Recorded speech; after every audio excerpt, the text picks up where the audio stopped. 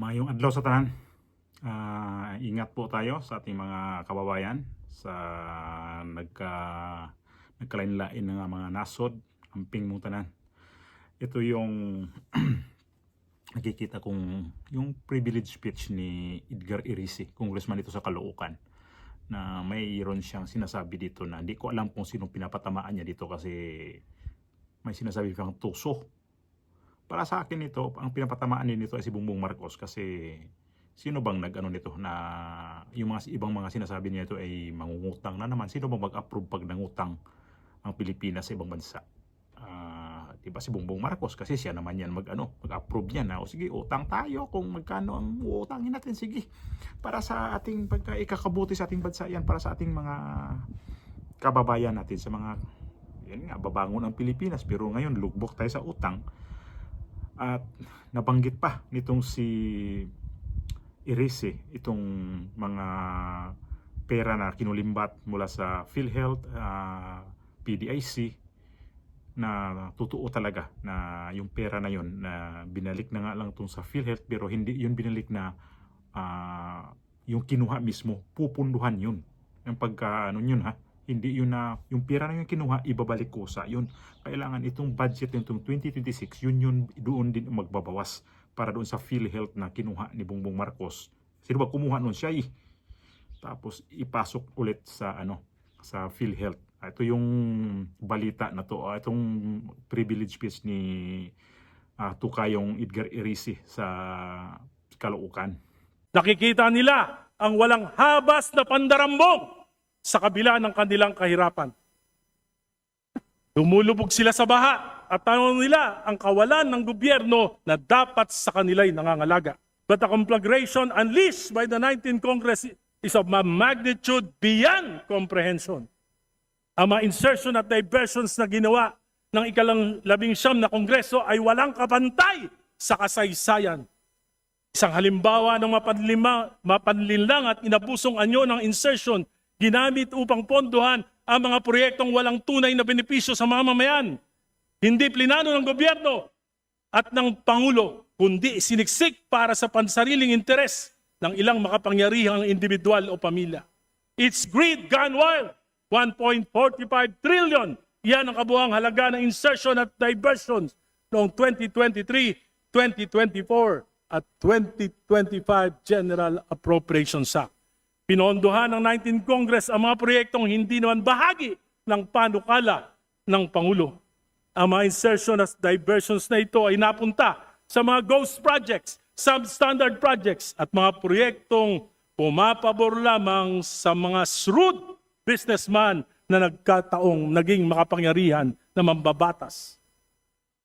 Minsan kong nakausap si dating DPWH Secretary Manny Bonoan, sabi niya, Egay, maging ang computerized generated maintenance ng mga primary roads sa buong bansa ay binawasan at di pinatawad. Kaya tiyak ang deterioration ng ating mga pangunahing lansangan. Mga insertion na ito ay lumalabas, ibinebenta na hanggang 30%. Para may patupad, dadayain ito o ghost project na lamang. Ang mga pondo binebenta. May proponents na, may traders pa. At sinong gagawa ng mga programa? Yung mga district engineers. Hindi na dumadaan sa pamunuan ng ahensya. Tulad nila, Bryce Hernandez at Henry Alcantara. From 2023 to 2025, 1.45 trillion ang inalis sa Kongreso mula sa program New Appropriations. 395.3 billion noong 2023, 564.5 billion noong 2024, 487.5 billion noong 2025. Sa kabuuang 1.04 trillion ang inilipat sa program and appropriations. Mga standby appropriation na para bang blank checks na bukas sa pag-aabuso. At ano nga nangyari? Inabuso at pinagsamantalahan. Bakit? Halos imposibleng matupad ang mga kondisyon para ma-release ang mga unprogrammed funds. 3 lamang ang pwedeng panggalingan nito. Excess revenues, halos hindi naman nangyayari ito. New sources of revenue, dagdag buwis, himala kung mangyayari din. Loan proceeds, utang na naman, baon na ang bayan. Maparaan talaga ang mga tuso. Kaya gumawa sila ng bagong source of revenue. Bukod sa insertions at diversion, kinapa pati idle cash ng mga GOCCs. 60 billion mula sa 89.9 billion ng PhilHealth subsidy at 107 billion mula sa Philippine Deposit Insurance Corporation. Pero dahil sa public outcry, hindi na natanggal ang PhilHealth subsidy noong 2025 GAA at inuutos na ng Pangulo na ibalik ang 60 billion na ibinawas noong 2024 at ito ay kukunin sa 2026 GAA. So, kung maintindihan ninyo yung mga sinasabi niya, saan pa patama yung mga sinasabi niya? Sino bang tuso? Sino bang nagkuha ng mga pera na yun? Alam nyo, hanga ako ngayon dito sa House of Representatives na sobrang bukal talaga sa gobyerno ngayon na nagparamdam pa talaga sila na dami talagang korupsyon. Unang-una itong si Barsaga, si Kiko Barsaga. Marcoleta, anak ni Marcoleta, si Paulo Marcoleta. Ito, si Edgar Erice, si Toby Chanco, sino pang ano dyan, merong naglabas talaga ng saloobin nila na hindi nagustuhan yung kanilang nakikita sa House of Representatives. Sino pa? Meron pa isa na naalala ko, hindi ko na maalala ngayon. So, sa ganun, ang mga congressman natin, alam na nila talaga kung sino talaga ang nagmaniobra sa pundo natin mula pa noong 2022. Kasi sila mismo nagbanggit kung saan talaga nagkaroon ng problema. Saan nagsimula na taon. 2022, 2023 hanggang itong 2025 na budget na insertion. At ito yung budget ng 2025. Ito nga yung pinaka-controversial nga, di ba? Kasi mayroon ang nagsanga-sanga na ang mga problema nito At ang gusto ng mga tao ngayon, itong investigasyon nga sa ICI ay ilabas talaga sa media o ilabas pa sa publiko. Kaya lang ayaw nitong taga ICI kasi nga daw baka di ko alam din kung anong pinoprotektahan nila kasi nga daw baka matampered yung kanilang mga investigasyon. Paano matampered na sila naman ang may hawak? Sila mismo yan. Tapos sabihin mo independent sila. Para sa akin, hindi yan matawag silang independent kasi presidente ang nag-appoint sa kanila. Buti kung grupo ba, halimbawa grupo na, o sige tayo ng independent body na tayo ang mag-imbestiga itong nangyari ngayon sa ating flood control, itong sa mga insertion. So buo yan, walang galing sa presidente na sige, i-appoint ko kayo si ganito. Kaya kayo Magalong, nag-resign na lang. Para sa akin, mayroon pa rin siya ditong mga kapangyarihan kasi pwede siyang mag-suggest huwag niyong iabot dyan sa investigasyon na yan. Halimbawa lang ba, huwag niyong iabot dyan kasi yari ako dyan kasi madadamay ang pangalan niya. Pwedeng ganun ang mangyayari dyan. So, ang ano ko dito, nakikita ko dito ay kung talagang maganda ang hangarin itong ICI. Tama yung sinabi ni Senador Alan Peter Cayetano na dapat kuha siya diyan ng mga ng mga religious group na sasama diyan. Galing sa mga sa mga pare, mga madre, galing sa iglesia, o saan man na galing na mga yung mga individual talaga na hindi talaga saklaw sa gobyerno, hindi hawak ng gobyerno. So magandang idea kay Alan Peter Cayetano. Kaya lang ito inappoint niya to yung sino diyan. Pero siya pa rin na may hawak niyan na kasi binuo niya yung ICI na yan na gusto niyang imbestigahan yung flood control.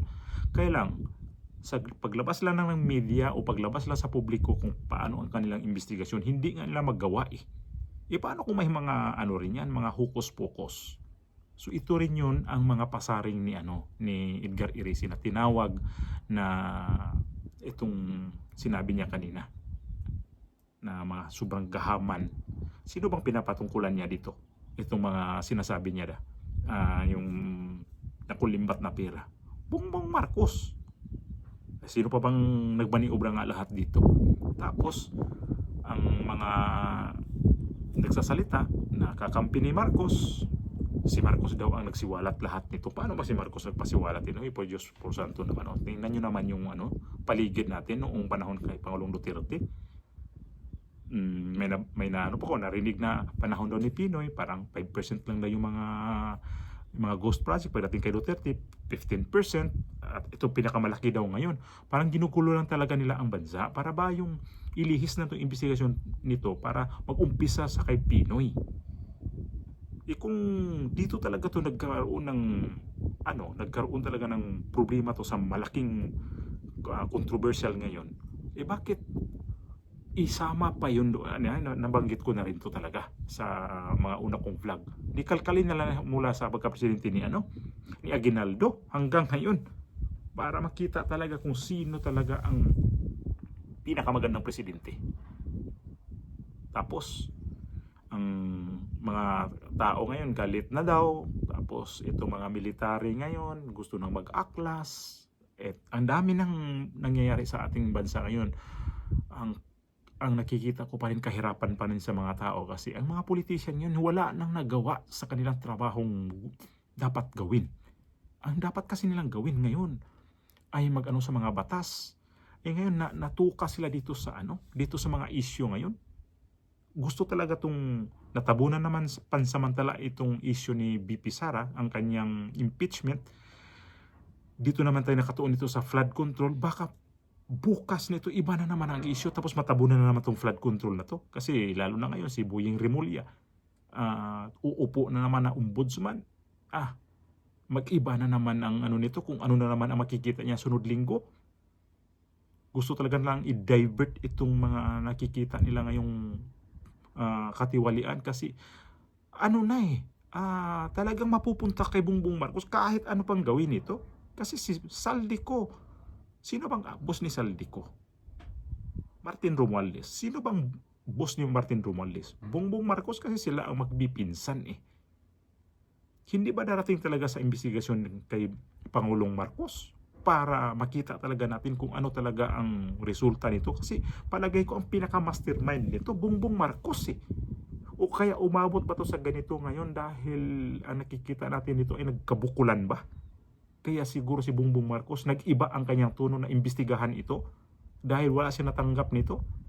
O sino nag-udyok naman kay Bongbong Marcos na magsalita ka na, paimbestigahan yan? Kasi alam naman natin si Bongbong Marcos, yun ang sabi na ang kanyang asawa ang nag-ano rin sa kanya. Siyempre, mag-asawa yan, magkatabi yan, bago matulog yan. Baka nyo sabihin na bang iniisip nyo bago matulog yan, magpagkwentuhan yan. Yung mga ganyang nangyayari sa Pilipinas. Siyempre, ang ganyan klaseng politiko yung asawa, presidente yung asawa mo. Bakit? Sabi nga ni Bongbong Marcos, abogada daw asawa niya Sobrang hanga siya dito sa asawa niya, sobrang in love siya dito sa kanyang asawang napakaganda. Di ba? Nakikita mo na ito talaga, si Bongbong Marcos ngayon, ang kanya talagang pamumuno, hirap talaga niyang ipunteriya kung saan talaga ang punteriya nito. Kasi wala bang kung mamaril ka, wala kang termino kung saan ka talaga pupwesto, kung saan yung dadalihin mo.